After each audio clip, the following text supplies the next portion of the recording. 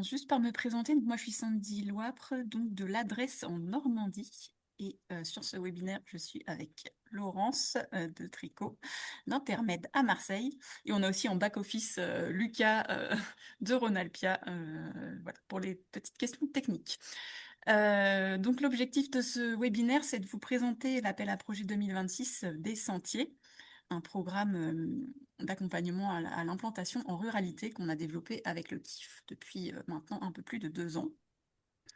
Donc on va présenter voilà, le KIF, les sentiers, le programme, et puis vous pourrez poser toutes vos questions, comme je le disais au début, via le chat. On y répondra à l'écrit pendant le webinaire ou on prendra aussi un temps à la fin pour répondre aux questions restantes. Donc très rapidement, le KIF, qui nous sommes. Nous sommes une alliance de 9 structures d'accompagnement à l'innovation sociale qui représentent une bonne partie du territoire métropolitain aujourd'hui. On a encore quelques petits creux, mais on travaille à trouver des partenaires justement sur ces territoires-là. C'est une alliance qui a été créée il y a quelques années pour renforcer ensemble l'innovation sociale sur tous les territoires au national avec différents métiers. Donc le premier qui est celui de défricher de nouvelles filières. On a notamment commencé par travailler sur les enjeux autour de la mort. Ça, c'est un sujet très sexy pour démarrer. Attends, Donc je coupe Sandy, désolée, mais je crois qu'il y a quelqu'un qui a besoin d'un peu plus de volume sonore. Je sais pas si c'est vrai qu'on t'entend on pas m'entend très loin. bien. Bah, je Ouais, vais essayer de parler plus fort. J'ai personne dans mon bureau. Merci. désolée de te couper. Pas de souci. Donc, vous me direz si ça va mieux comme ça. Donc, première filière, voilà, de défricher. Donc, avec cette filière autour de la mort, on a commencé sur ce sujet-là. L'idée, c'est de trouver des nouvelles réponses à des enjeux sociaux actuels. Deuxième mission du KIF, épauler ces innovations sociales sur les territoires en déployant différents programmes d'accompagnement des ingénieries.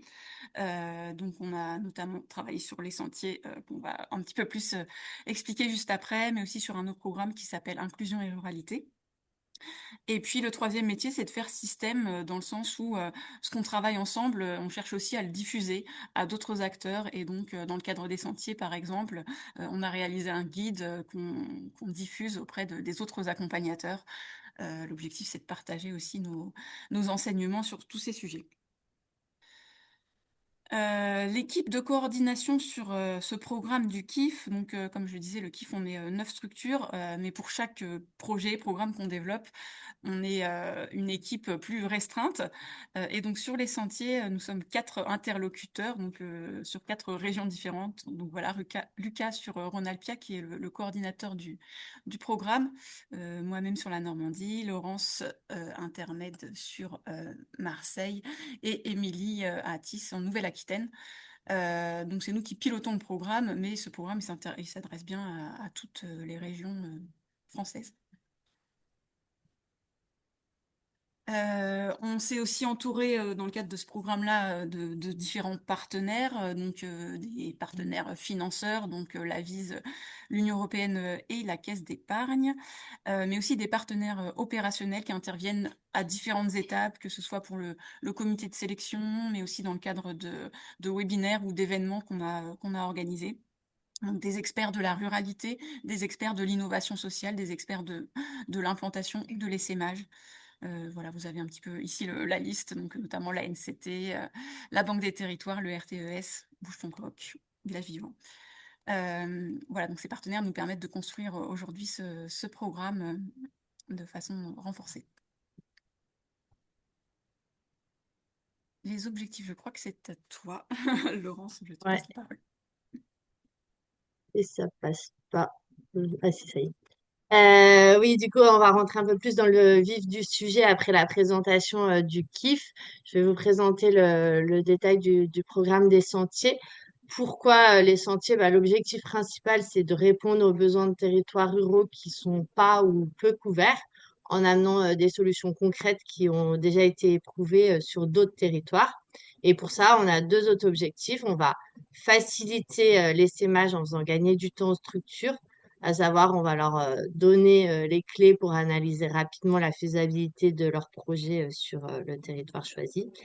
Et le deuxième, ça va être de faciliter l'implantation en ruralité grâce à un incubateur territorial local qui va vraiment jouer le tiers de confiance avec le territoire et enfin introduire les entrepreneurs auprès des bons acteurs et permettre au projet de mieux comprendre et de cartographier le territoire. Juste pour rappel, ce qu'on met derrière les mots essaimage et implantation, parce que c'est pas toujours très clair. Nous, on a repris, on se base sur les définitions de la VISE.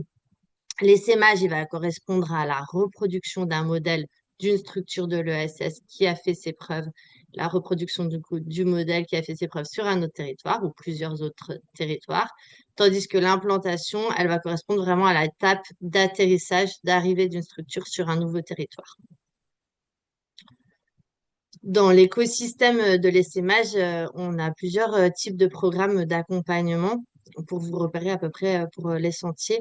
Donc, on a d'abord des programmes comme La France s'engage ou PINS qui vont plutôt se focaliser sur la stratégie d'essaimage. Les sentiers, lui, intervient davantage sur l'étude de faisabilité territoriale et l'implantation pour tester concrètement où et comment un projet peut se déployer. Et pour ça, donc l'équipe de coordination des sentiers que Sandy a présenté tout à l'heure, on va s'appuyer en plus sur l'ensemble des incubateurs du KIF, mais aussi sur d'autres accompagnateurs de projets ESS qui font pas forcément partie du KIF, mais l'idée, c'est de couvrir vraiment toute la France.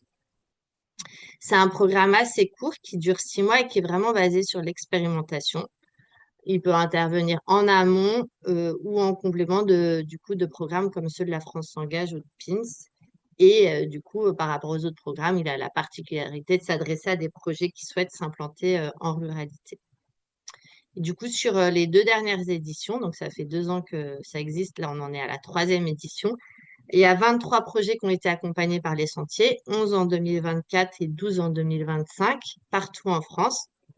Et les projets, ils viennent vraiment de thématiques très variées. Il n'y a pas de thématiques données, mais on retrouve quand même plusieurs grandes familles, à savoir l'accès aux services et le lien social, la jeunesse et l'éducation, le bien vieillir et la lutte contre l'isolement, le handicap et la santé mentale, ou les mobilités et l'inclusion dans les territoires. Et pour vous donner un exemple concret de ce qu'a pu apporter les sentiers à un projet, on peut prendre un exemple qui est avec nos proches. C'est une association qui lutte contre l'isolement des aidants. Ils ont notamment mis en place une ligne d'écoute téléphonique qui est assurée par des bénévoles qui ont eux-mêmes été aidants auparavant. Et l'objectif du projet, c'était d'essaimer cette solution d'écoute téléphonique en Isère. Et en fait, l'accompagnement a permis d'affiner leur stratégie d'essaimage. Ils se sont rendus compte qu'en fait, à terme, ils voulaient pas forcément développer une ligne d'écoute en propre, à savoir qu'ils allaient gérer en interne par leurs équipes, mais qu'ils préféraient transférer leur savoir-faire à une structure locale existante. Et aussi, l'accompagnement, ça leur a permis de réaliser que leur savoir-faire qui était à transférer n'était pas forcément encore prêt à être transmis en l'état. Et du coup, les a amenés enfin, l'accompagnement les a amenés à structurer leur méthodologie de transfert de savoir-faire. Et aujourd'hui, du coup, après 2 ans, enfin, ils proposent même un parcours d'accompagnement aux structures qui souhaitent développer une ligne d'écoute téléphonique. Du coup, partout en France, et le parcours d'accompagnement est très structuré, donc ça leur permet aussi de déployer leurs solutions de manière beaucoup plus efficace. Voilà. Du coup, pour atteindre ces objectifs, le programme va se baser sur 3 grands axes. Le premier axe, c'est l'accompagnement collectif national qui va permettre du coup aux projets de préparer leur étude de faisabilité pour identifier le territoire le plus pertinent et ensuite d'adapter le modèle au territoire afin de réussir l'implantation. Et le deuxième axe, ça va être l'accompagnement individuel, donc local, qui va permettre de comprendre et cartographier le territoire d'implantation, de rencontrer les acteurs pertinents et potentiellement de créer des coopérations avec les acteurs en question. Et le dernier axe, ça va être l'accès à des ressources sur la ruralité grâce à nos différents partenaires experts de la ruralité, comme disait Sandy. Elle les a pas tous cités, mais on a tout un tas de partenaires, l'Association des maires ruraux de France, le RTES, donc le réseau des collectivités territoriales pour l'économie solidaire, Bouge ton coq, qui va aider les habitants du village à créer et financer des projets pour redynamiser leur commune.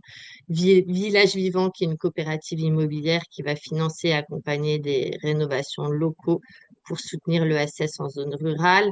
InSite, qui va accompagner des initiatives en ruralité en mobilisant des jeunes en service civique. Il y a tout un tas de partenaires.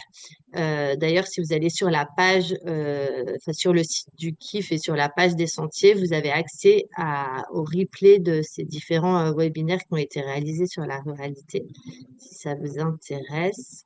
Et comme disait Sandy aussi, on a réalisé à l'issue de ces 2 ans des sentiers un guide de capitalisation sur l'implantation qui regroupe du coup tout un tas d'expériences d'implantation. Il a été rédigé aussi avec la collaboration d'autres acteurs de l'accompagnement à l'implantation. Et même s'il s'adresse plutôt à des acteurs de l'accompagnement, il peut quand même être utile pour vous. Donc, je vous invite à le consulter. En termes de calendrier, du coup, qu'est-ce que ça donne? Ça donne 2 sessions collectives en juin. Ça va être sur les stratégies d'essaimage et l'étude de faisabilité, dont le choix de territoire. Après, il y aura 2 jours d'accompagnement individuel avec un expert local. Entre l'été 2026 et mars 2027, ça pourrait être étalé pour vraiment expérimenter son implantation. Et après, il y aura à nouveau 2 sessions collectives pour travailler sur l'adaptation de son modèle et le transfert de sa solution, dont également le calibrage et l'évolution du modèle éco. Toutes les sessions collectives seront en visio, sous forme de demi-journée pour pas que ce soit trop lourd. Et l'accompagnement individuel, lui, restera plutôt souple. Ça sera visio ou présentiel selon les préférences des uns et des autres. Et toutes les dates qui sont indiquées sont encore prévisionnelles, mais je vous invite quand même dès à présent à les réserver dans vos agendas au cas où ce soit celle qui soit retenue. Et attendez, j'ai oublié de dire un truc, c'est qu'il y a juste à la fin du programme, on a décidé de faire un événement de valorisation et de rassemblement de tous les partenaires et de tous les projets qui ont été accompagnés jusqu'à présent dans les sentiers. Et ça sera vraiment en présentiel fin 2026. Pour faire un petit zoom sur l'accompagnement individuel local, parce que c'est quand même 2 jours du coup avec un accompagnateur territorial qui est vraiment expert de son territoire et qui jouera le rôle de confiance avec le territoire. Il y aura d'abord un rendez-vous de diagnostic qui va permettre d'identifier les besoins précis du projet. Et ensuite, l'accompagnateur, il appuiera le projet pour que le projet puisse comprendre le territoire, faire une cartographie des acteurs qui sont intéressants pour lui, les identifier et rencontrer ces acteurs-là. En bref, l'objectif de cet accompagnement, c'est vraiment de faciliter le test de sa solution sur un nouveau territoire et c'est très concret. Et maintenant, je vais vous laisser Sandy qui va vous présenter les critères de sélection. Tout à fait. Donc, pour candidater à ce programme, il faut être nécessairement une structure de l'économie sociale et solidaire, donc avec les critères habituels, lucrativité encadrée, gouvernance participative et utilité sociale au cœur du projet. On parle d'innovation sociale dans le sens où il faut que votre projet apporte une réponse nouvelle à un besoin nouveau ou peu ou mal satisfait sur les territoires. Donc, on sait que voilà, des solutions déployées sur un territoire méritent d'être déployées sur d'autres et peuvent répondre à des besoins sur des nouveaux territoires. Sur les champs d'action, comme l'a présenté Laurence tout à l'heure avec les exemples, on est vraiment large. On se base sur les défis qui avaient été identifiés par la VIS et le RTES dans le cadre d'un programme Tresson, justement, autour de la ruralité et de l'ESS. Donc vous voyez emploi, économie locale, services de proximité, transition écologique, solidarité, cohésion sociale, mobilisation collective et engagement citoyen. Donc ce sont des champs assez larges dans lesquels vos projets peuvent probablement s'insérer. En termes de stade de maturité, on est bien sur un stade d'essaimage, donc il faut nécessairement avoir déjà fait la preuve de son impact. Quand on souhaite déployer son action sur un autre territoire, il faut déjà avoir fait la preuve que ça fonctionne sur au moins un territoire. Euh, donc ça, on sera vigilant à cet aspect-là. C'est pas un appel à projet dédié à des porteurs de projets encore en expérimentation. Et il faut avoir la volonté d'essaimer et donc de se déployer sur un autre territoire qui peut être un territoire voisin pour commencer. On n'a pas un critère géographique en termes d'éloignement, on va dire, sur ce premier essaimage, mais il faut être en capacité aussi de l'expérimenter sur la temporalité de l'accompagnement des sentiers, donc c'est-à-dire 2026-2027. Sur le territoire, le critère qu'on a, c'est la ruralité. Donc on a cherché des définitions sur la ruralité, c'est pas simple. On vous a remis, on vous transmettra le support, donc vous aurez les liens. Donc le lien vers le site de l'INSEE, qui apporte une définition assez complexe de la ruralité, donc comme l'ensemble des communes peu denses ou très peu denses, mais on n'a pas vraiment d'éléments sur la densité, en tout cas de chiffres clairs sur la densité. En tout cas, ça représente quand même plus de 30 000 communes et 88% voilà, des communes françaises. Donc cette définition, elle est assez large. Euh, il y a une cartographie sur le site de l'Observatoire des territoires qui est plutôt intéressante à regarder. Vous pouvez juste entrer le nom de vos territoires cibles ou du territoire sur lequel vous êtes et ça vous dira si vous êtes voilà, en ruralité, en zone urbaine. Donc cette cartographie, ça peut être déjà un premier moyen de voir cet aspect ruralité. Et puis, nous serons aussi attentifs à l'implication dans le process, comme dans tout dispositif d'accompagnement. Ça ne peut fonctionner que si vous arrivez à y dédier du temps. On sait que c'est pas forcément le plus facile dans le contexte actuel, mais pour se développer, évidemment, il faut pouvoir dégager un petit peu de temps donc pour à la fois suivre les temps collectifs, même si c'est en visio et sur des demi-journées, c'est quand même peut-être plus simple que d'autres modalités. Et aussi surtout l'accompagnement en local. Donc ces 2 jours d'accompagnement qui vont vraiment avoir un effet tremplin sur l'analyse de l'écosystème local et la rencontre de premiers partenaires, etc. Comment on va s'y prendre pour sélectionner les projets? Donc cette année, un petit peu, enfin c'est un petit peu différent des 2 années précédentes. On a choisi de faire une détection au fil de l'eau. Donc à travers nos relais territoriaux, des partenaires prescripteurs, je crois que dans la salle, on a à la fois des structures de l'ESS potentiellement candidates et aussi des partenaires, autres incubateurs ou territoires qui pourraient relayer l'appel à projet. Donc on s'appuie sur vous aussi pour nous orienter des structures qui pourraient candidater. Et donc l'idée c'est que au fil de l'eau, on reçoive des dossiers de candidature. Vous aurez par retour de mail le lien vers le site du KIF sur lequel vous avez le formulaire de candidature en 2 versions, on va dire. Une version à télécharger pour pouvoir remplir le formulaire et prendre le temps d'y revenir, d'en échanger avec votre équipe, etc. Et ensuite la version en ligne, qui est la version définitive, mais que vous ne pouvez pas sauvegarder. Donc voilà, vous pouvez aussi directement remplir la version en ligne, mais sachez que vous ne pourrez pas la sauvegarder, donc il faut déjà avoir tous les éléments. Euh, donc au fil de l'eau, ça veut dire que vous pouvez dès à présent nous renvoyer vos dossiers pour qu'on puisse en prendre connaissance et vous inviter à venir vous présenter sur une des sessions de validation qu'on a déjà pré-programmées, donc pour le 13 avril et une autre pour le 11 mai. L'idée, c'est que après lecture des dossiers par donc nous, l'équipe de coordination de ce programme-là, on vous invite à vous présenter en visio auprès de nous et auprès de quelques partenaires. On a déjà l'accord, il me semble, Village Vivant, Bouge ton coq. Enfin, on a déjà quelques partenaires qui sont d'accord pour participer à ces sessions de validation-là. Donc l'objectif, c'est de pouvoir avoir déjà un premier échange avec ces partenaires-là au moment de la sélection. Et une fois que vous intégrez le programme, vous vous engagez donc à le suivre dans son intégralité, donc à la fois les sessions collectives de juin et de l'automne et l'accompagnement individuel local. On vous renverra toutes les informations avec le calendrier au moment de la sélection. Voilà.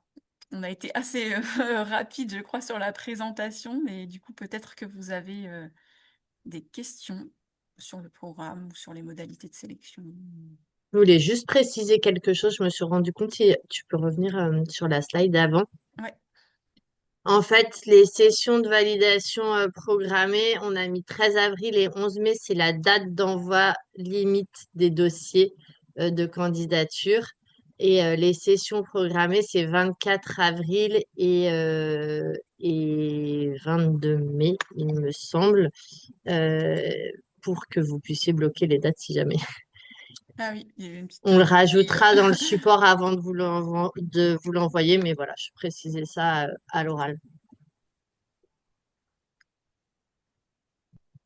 Merci. Est-ce que vous avez des questions, hein? C'est un peu frustrant de ne pas pouvoir vous voir ni vous entendre, mais n'hésitez pas à poser les questions à l'écrit. Ah, il y a quelque chose dans questions-réponses. Ah oui, d'accord. Parce que c'est vrai qu'il y a le chat et il y a les questions-réponses. Comment devenir structure relais d'accompagnement en ruralité? Ah, alors c'est une structure en PACA. Tu vois le question-réponse, Laurence? Non, c'est pas dans le chat? Non, c'est dans questions-réponses. Bon, c'est Question-réponse. Mescla, situé Ah sur oui. le Haut-Var, en région Ah, PACA. comment devenir relais? Bah, en plus, c'est dans notre région, donc Oui. je vais pouvoir répondre. Non, mais en fait, en gros, les projets qui sont sélectionnés, ils vont identifier leur territoire d'essaimage, d'implantation.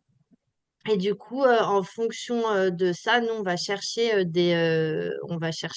les meilleurs relais possibles locaux.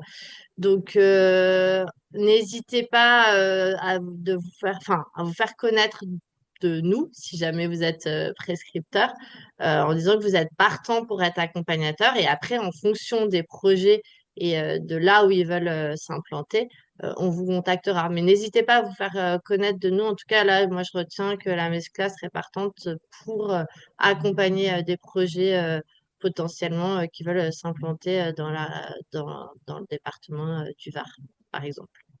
Je sais pas si ça Oui. répond à la question. Je pense, et justement, la deuxième question, c'était un petit peu la même chose sur comment on identifie les structures locales d'accompagnement. Donc, en fait, on va s'appuyer en priorité sur les membres du KIF qui vont pouvoir nous dire si elles sont les bonnes structures pour accompagner en fonction du territoire et des enjeux, en fait, du lauréat et de pouvoir nous orienter vers d'autres structures. Mais n'hésitez pas voilà, à vous faire connaître si vous pouvez accompagner ce genre de structure de l'ESS. L'objectif, en fait, c'est de trouver un accompagnateur qui soit le plus local possible et le plus pertinent, en fait, pour aider la structure à bien identifier son écosystème. Ouais. C'est ça. On a une autre question dans le chat. Je vois toujours pas le truc question-réponse. Je sais pas où. Je sais pas, il s'affiche pas. Mais bref, je lis la question du chat. Donc, il y a un projet qui avait déjà candidaté en 2025. Il n'y a pas d'incompatibilité à se représenter. Si le projet a évolué, voilà, je sais plus pour quelle raison s'il avait pas été sélectionné, mais si le projet a évolué ou en tout cas la façon de l'exprimer, l'expliquer dans le dossier correspond aux critères de sélection, je pense qu'il peut recandidater. On a d'autres questions dans le question-réponse que je vais lire parce que tu les Oui, vois pas visiblement. La méthodologie pour l'implantation territoriale du programme peut s'appliquer pour n'importe quel territoire d'implantation. Interrogation. Je pose la question car nous souhaitons essaimer sur plusieurs territoires différents. Oui, en fait, la méthodologie qu'on va transmettre à travers les webinaires, c'est celle de la méthodologie d'essaimage, réfléchir sa stratégie. On va faire un focus spécifique sur la ruralité, mais on peut aussi transposer cette méthodologie à un essaimage sur d'autres territoires. Et on peut aussi, dans le cadre du programme, avoir plusieurs territoires à explorer. Nous, on va pouvoir vous accompagner spécifiquement sur un territoire avec un partenaire local, hein. On ne va pas pouvoir démultiplier les accompagnements en local, mais vous pouvez aussi explorer plusieurs territoires. Je ne sais pas si ça répond clairement à la question. C'est pas facile comme on ne peut pas échanger, mais n'hésitez pas si ça ne répond pas concrètement à reposer la question. Il y a une autre question dans le chat. Cette fois, est-ce qu'un projet qui débutera son essaimage et sa nouvelle implantation géographique en septembre 2026 peut être accompagné, même si elle a fait une première analyse de l'écosystème local? Oui, s'il y a encore des besoins. Après, c'est en fonction de vos besoins en accompagnement. Si vous sentez qu'il y a encore des besoins de un petit peu réfléchir à sa stratégie d'essaimage et des besoins d'aller encore creuser le territoire ou d'être mis en contact avec les bons acteurs, enfin les acteurs pertinents en tout cas pour votre projet, euh, n'hésitez pas à candidater. Il y a une autre question, les questions-réponses. Est-ce que vous pouvez préciser les attendus en termes de mesures d'impact réalisées? On parle d'une étude d'impact ou plutôt d'avoir une évaluation des actions et de leur évolution? On ne demande pas à ce qu'il y ait forcément une véritable mesure d'impact de formaliser, mais qu'il y ait voilà, des premiers indicateurs quand même, une première analyse des actions sur le territoire. Il n'y a pas besoin d'avoir déjà publié une mesure d'impact exhaustive sur toute l'activité, mais voilà, des premiers Ouais, il éléments s'agit quand même. plus de savoir qu'il y a eu un impact sur un premier territoire, enfin que la solution a bien fonctionné. Euh, et c'est plutôt un stade de maturité et que du coup l'envie de la répliquer vient du fait qu'elle ait bien marché sur un autre territoire. Ça y est, j'ai accès aux questions-réponses. Ah, alors du coup, on est au bout là des questions-réponses pour l'instant. Il y avait un autre commentaire dans le chat, Ah, mais c'est pas vraiment une question, je crois. Ah, voilà, pouvez-vous repréciser jusque quand au plus tard il faut déposer le dossier? Oui, alors c'était peut-être un oui, peu confus avec ces histoires de date en plus, où on s'est trompé dans notre. Alors attends, je vais remettre peut-être remettre la slide la peut-être. slide avec les bonnes dates. Je te laisse parler en attendant. Ouais, Je vais alors corriger. pour déposer les dossiers, en fait, il y aura plusieurs vagues de sélection. Du coup, pour déposer les dossiers, on s'était mis, alors je veux bien que tu remettes la slide, parce que là, c'est les bonnes dates de dépôt de dossier, et après, il y a les dates de sélection. Si tu peux Ouais, je voulais repartager juste. ton écran, ou alors, attends, je vais regarder directement sur le support. Tac, c'est à la fin. Oui, donc les dates de dépôt de dossier, c'est 13 avril et 11 mai. Donc, deux dates de dépôt de dossier pour pouvoir passer en comité de sélection. Euh, et du coup, là, les comités de sélection, c'est 24 avril et 22 mai.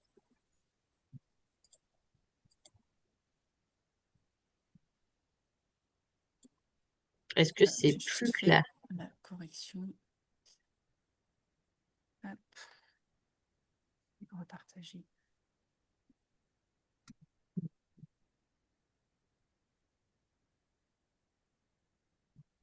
Voilà, j'ai mis à jour la slide. Normalement, ça devrait être plus clair.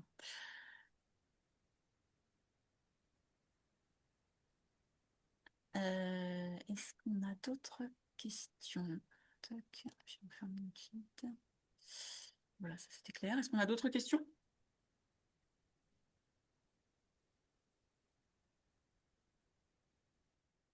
Oui, oui, c'est clair. Oui, il y a d'autres questions. Je ne sais pas. Euh,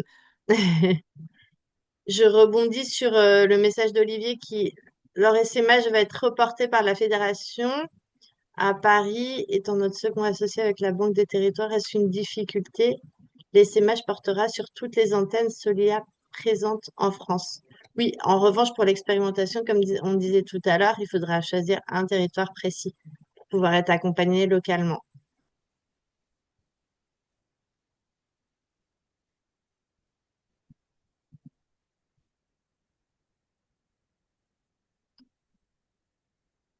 J'ai l'impression qu'il n'y a plus d'autres questions.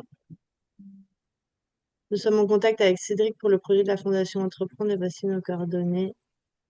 Oui, avec plaisir. On vous a bien, enfin, Intermed vous a bien identifié pour être un relais local à la Mescla Ornella. Merci. Bah, écoutez, s'il n'a pas d'autres questions, ah, il y a aussi donc Ecopark, c'est ça, je crois. Suite à la sollicitation du labo des partenariats.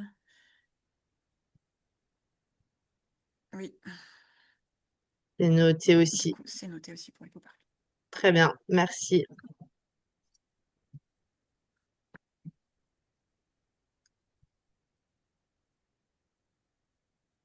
Est-ce qu'il reste une ou deux dernières questions?